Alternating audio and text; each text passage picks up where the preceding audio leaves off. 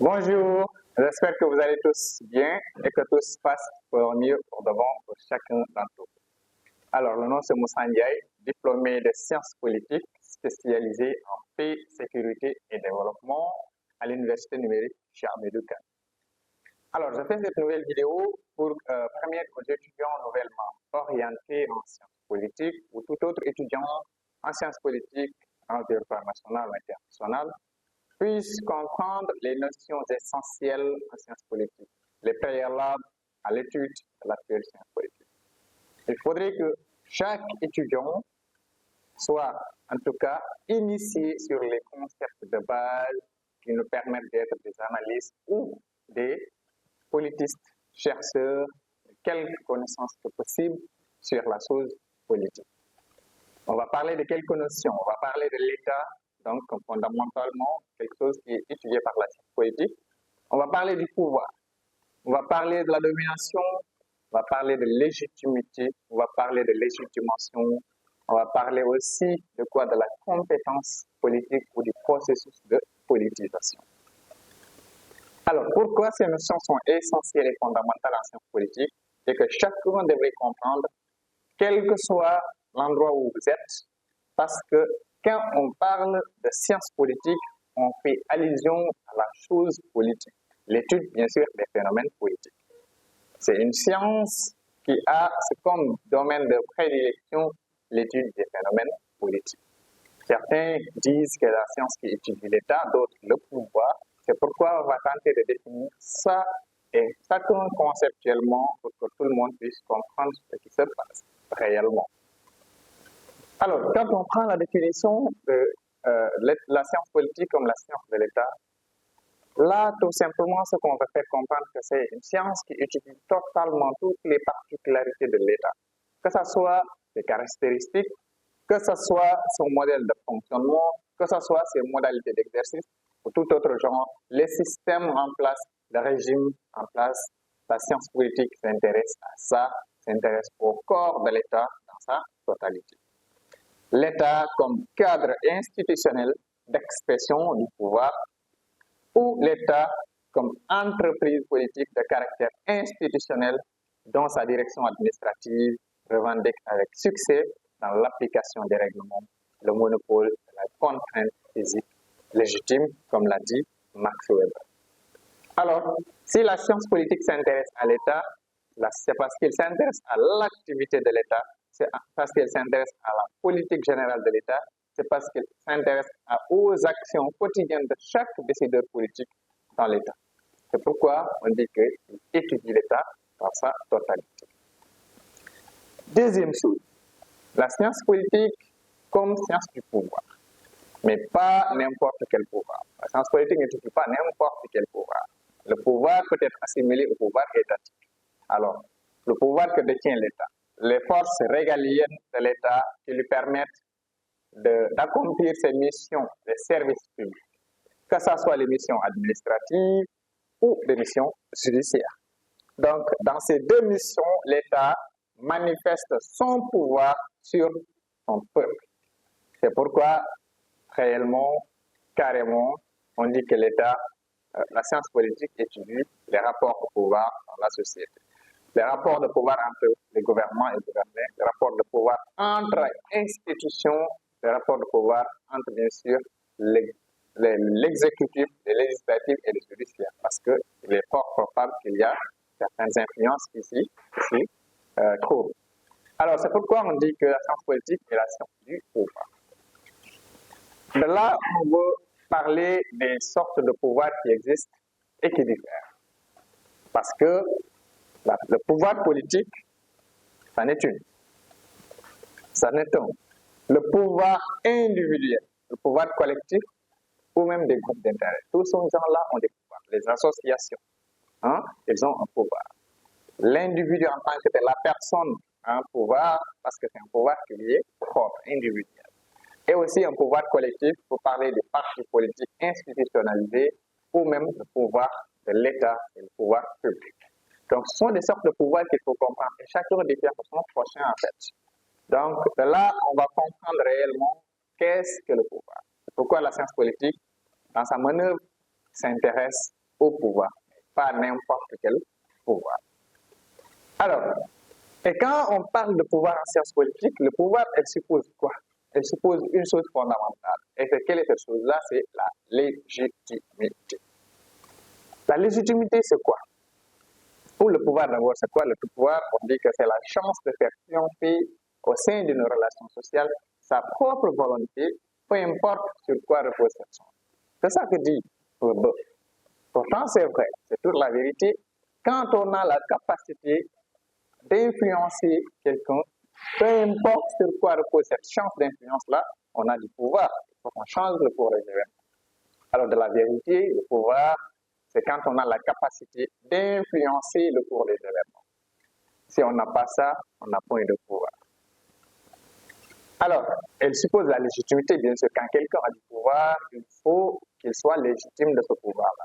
Et la légitimité, c'est dans le cadre normal, c'est l'acceptation que le peuple, voilà, a d'un pouvoir en place.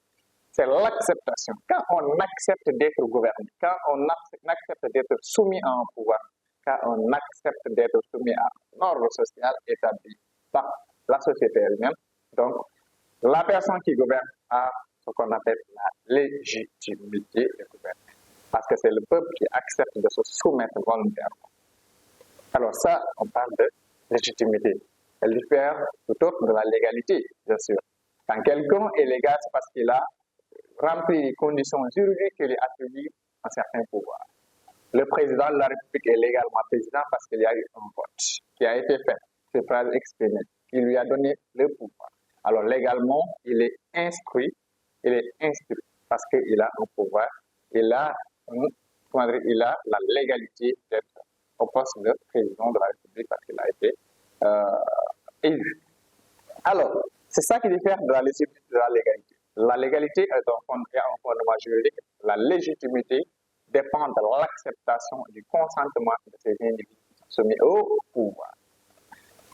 Autre chose, quand on parle de ces notions de légitimité, de pouvoir, il faut aussi qu'on parle des moyens de légitimation, voilà, qui existent.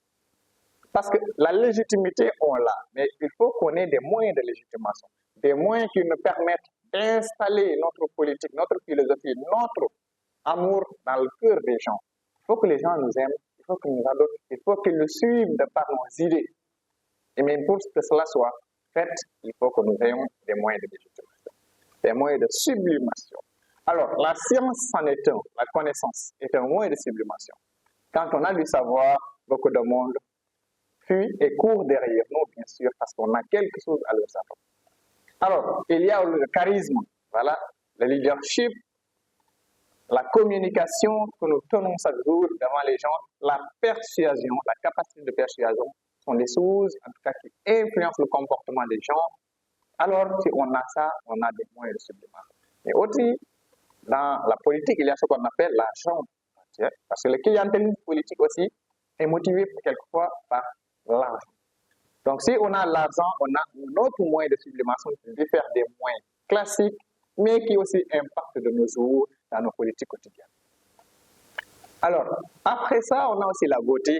Voilà, la beauté est un moyen de sublimation. Tout ça, il y a certains qui nous suivent parce que c'est pas parce qu'on est riche, c'est pas parce qu'on parle bien, mais parce qu'on est beau ou belle.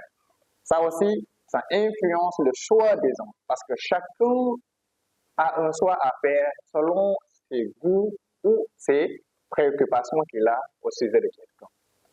C'est pourquoi il faut beaucoup de moyens de légitimation. Mais ce qu'il faut retenir des moyens de légitimation les plus concrets en sciences politiques, en tout cas, c'est la science, la connaissance, la maîtrise, l'expertise, le leadership et aussi la capacité d'impacter sa population. Sa capacité à influencer le cours des choses, quand on a ça, on a une certaine domination. Alors, les dominations sont réparties différemment. Il y a une domination légale rationnelle, domination charismatique, domination traditionnelle. Alors, les trois sortes de domination, pourquoi il est important de les dire? Parce que quand on parle de domination traditionnelle, c'est une domination que nous avons sur les gens, parce que, bien évidemment, cette domination nous a été conférée par la tradition, par la sacralisation de la coutume. Je prends l'exemple des royaumes. Dans les royaumes, le roi, quand il a un fils, le fils du roi, en tout cas, est roi avant même de devenir roi, parce que tout le monde le confère ce pouvoir, ce statut, bien sûr, de prince. Alors, traditionnellement, ce gamin, ce jeune, a un pouvoir parce qu'il a une domination sur la population bien avant même d'être au pouvoir. Ça lui a été conféré par quoi? Par la sacralisation de la coutume dans les royaumes. Le prince devient automatiquement roi si le roi n'est pas là. Alors, quel que soit son âge. Alors, il y a ça, c'est la domination traditionnelle. Domination charismatique. Si on prend des leaders comme Nelson Mandela, si on prend aussi des leaders comme Barack Obama, ou tous ceux qui ont impacté le monde par leur politique, leurs idéaux. Alors, après le facteur du niveau d'instruction, on a le facteur du sexe et de l'âge. Alors, on prend le facteur du sexe. Le sexe, hormis la tendance actuelle au Sénégal, mais le facteur du sexe était orienté chez les hommes. Les hommes étaient les plus intéressés à l'activité politique parce qu'on dit que la scène politique est faite pour les hommes. Le clientélisme politique est interconnecté, imbriqué, parce que ce sont les hommes qui sont dans la scène politique, ou bien sûr la scène politique. Alors c'est pourquoi on dit que le facteur du sexe est orienté chez les hommes plus que chez les femmes. Les hommes sont plus politisés que les femmes. Même si la tendance inverse maintenant, parce que les femmes de deuxième, troisième âge s'intéressent plus à l'activité politique aussi. Alors, le facteur de l'âge, elle est primordiale et fondamentale, même si la tendance a changé maintenant au Sénégal. Avant le processus électoral, on voyait plus les personnes âgées, les personnes de la deuxième ou troisième âge, quarantaine, cinquantaine, soixantaine, 70 et autres, qui s'intéressaient le plus à l'activité politique. Mais maintenant, pourquoi les gens sont tous motivés à s'intéresser à l'activité politique, à entrer sur la scène politique? Parce qu'ils voient qu'ils ont leur mot à dire, ils ont leur part de contribution dans le développement. Parce que si tous ceux qui sont porteurs de connaissances, en fait, comme le dit le professeur Mariton, désertent l'espace politique, alors qui sont là? Ce sont les moins préparés, les moins initiés à occuper des fonctions politiques ou préparer des postes politiques qui seront là. Alors nous sommes tous sauf une société de savoir. C'est pourquoi les jeunes qui ont instruit, qui ont les talents et qui ont de la qualification, maintenant s'intéressent à l'activité politique parce qu'ils jugent ça très normal pour qu'ils se fondent dans la masse, pour qu'ils participent dans la chose qu'ils ont en commun avec tout le monde. Et qu'ils disent le mot, qu'ils participent dans les instances de gestion, parce que tout ce qui doit être fait pour moi et qui doit être fait avec moi. Mais tout ce qui se fait pour moi et qui se fait sans moi, ça se fait contre moi. C'est pourquoi maintenant les gens doivent être inclus dans le processus électoral. La plupart maintenant s'inscrivent sur les listes électorales. Mais avant, ce n'était pas ça. C'est pourquoi on disait que le facteur de l'âge aussi, c'est les personnes de deuxième et troisième âge qui sont le plus politisées. Mais maintenant, les jeunes aussi s'intéressent le plus à l'activité politique les 3 années passées au Sénégal.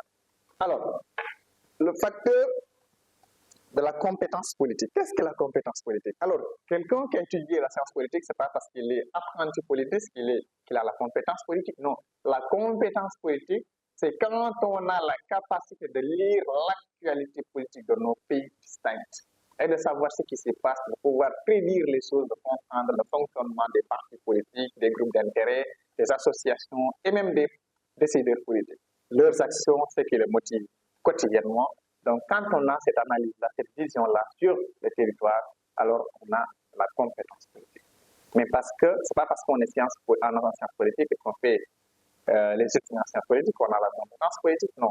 Il faut que chacun d'entre nous puisse comprendre les choses de cette manière. C'est une science qui est extraordinaire, fondamentale, qui nous permet de décrypter, de comprendre le comportement des choses chaque jour, surtout la scène politique. Mais on n'a pas tous la compétence politique, même si on est étudiant en sciences politiques. Alors, de là, je vais vous dire de prendre en considération ces notions-là et de pouvoir les étudier en profondeur. Ça va vous aider de comprendre davantage ce qu'est la science politique et qu'est-ce qui conditionne en tout cas les études. Et ces conditions, ces notions, ce sont les préalables à l'étude en sciences politiques. Il faudrait le comprendre. Toi qui me regardes, c'est fondamental, c'est primordial pour que tu réussisses. Parce que sinon, vous serez amené à le refaire et le refaire encore parce qu'il faut que vous compreniez ça. Alors, pour toi qui me regarde ou ceux qui me regardent, merci de votre fidélité à me suivre toujours sur YouTube et sur mes autres canaux digitaux. Donc, j'aimerais vous dire que c'est une satisfaction totale que je reçois des commentaires me disant de faire d'autres vidéos encore au bénéfice du plus grand nombre. Donc, chaque semaine, nous allons vous procurer ces vidéos pour élucider les droits, faire comprendre les détails. Et je vous dis merci bien et portez-vous bien. À bientôt d'ici la semaine prochaine. Tenez-vous bien et merci de lire la vidéo, d'activer les cloches de notification pour pouvoir permettre d'avoir le cœur encore, faire d'autres vidéos plus intéressantes aussi au bénéfice du plus grand nombre. Merci à tout chacun. Merci et bonne journée. Au revoir. À bientôt. Merci.